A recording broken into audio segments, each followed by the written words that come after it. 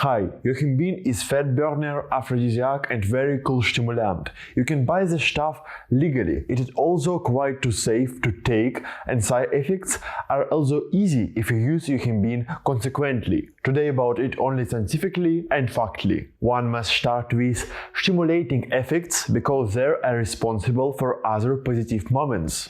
For people interested in nootropic and biohacking, two types of stimulants are important. The first affect glutamate and its receptors. We are talking about Modafinil or Phenylpiracetam. Second, increase adrenaline and noradrenaline. Today is this case. I always compare the effects of these hormones to very stressful situations. For example, if you have to run from dog, heart starts beating, skin produces a lot of sweat and organism is very hot. By the way, the biological sense of noradrenaline and adrenaline is a response to stress. First, heart rate and second, blood pressure. This study found a significant increase in their values when taking Yohimbine.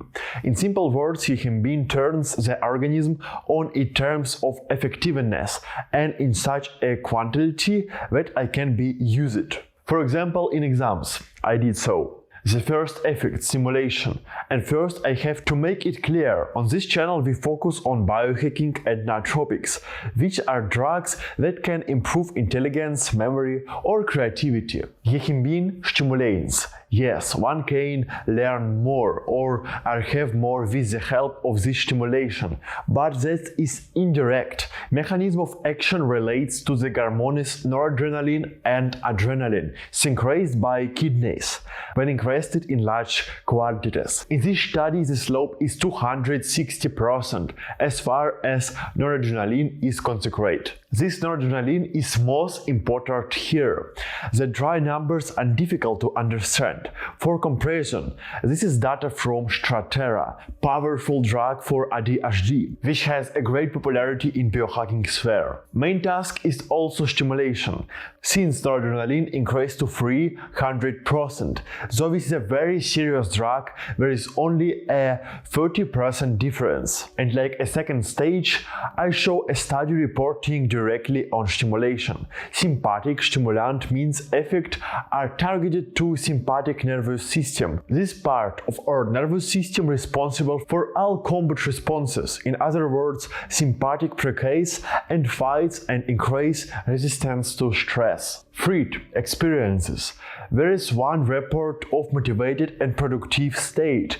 You compare Yohimbine to caffeine and conclude that Yohimbine is more potent as a stimulant, which goes without saying. Well, many notice the stimulating effects, but not all will like. This must also pass for you. Effect number 2. Stress resistance and courage. This impact will caused by a patch of action and are relatively short term. Scientifically, the half-life time of Yohimbine is 8 hours. That means that after 2 days, no Yohimbine remains in the body. But in reality, you can feel effects for 3 to 5 hours. Mechanism of action can be explained by neurotransmitter action. We already know Yohimbine recovers noradrenaline and adrenaline. There is also dopamine and sometimes serotonin. Dopamine is increased to 35%. I remind you, dopamine is literally fun. This leads to the state when you can show more courage and more stress resistance than usual. MAO inhibitions is responsible for this. Sounds difficult, but in reality is easy. MAO are a group of enzymes that break down neurotransmitters. Yohimbine destroys their enzymes and we have more neurotransmitters. In our case, more dopamine and little bit more serotonin. In our case, more dopamine and little bit more serotonin. Figure shows how MAO literally takes noradrenaline and dopamine out the sympathetic cleft. First, and may you show the study reporting on impulsivity. As for stress stress, it's debatable. On the one hand, more cortisol has been found after taking Yohimbine. On the other hand, fight-on-flight responses, which are quite useful in stressful situations, increase. Fight-on-flight response does not mean that person fights or curses during the card process, nor these reactions determines much more, also our emotionality. So if one behaves objectively aggressively in stressful situations, when aggressiveness is amplified, another person does not like convicts and may be afraid. You have to decide for yourself whether Yohimbine will be useful or harmful for you when you are stressed. Experience reports and first a little criticism. As one says about impulsivity together with aphrodisiac, not the best connection. Next effect is the best, reduction of body fat. Yes, Yohimbine is fat burner as relatively safe compared to others. Effects such as increased blood pressure and heart rate stimulate the body to move more and begin to burn more calories. Here you have to start. Of course, when effects without training just become so bad. At least in studies, improvements have only been found with physical exercise. On a soccer team, some people trained without Yohimbine, other people trained with Yohimbine. The significant difference were already found after 21 days. By the way, in the sports world, Yohimbine is well known for this reason.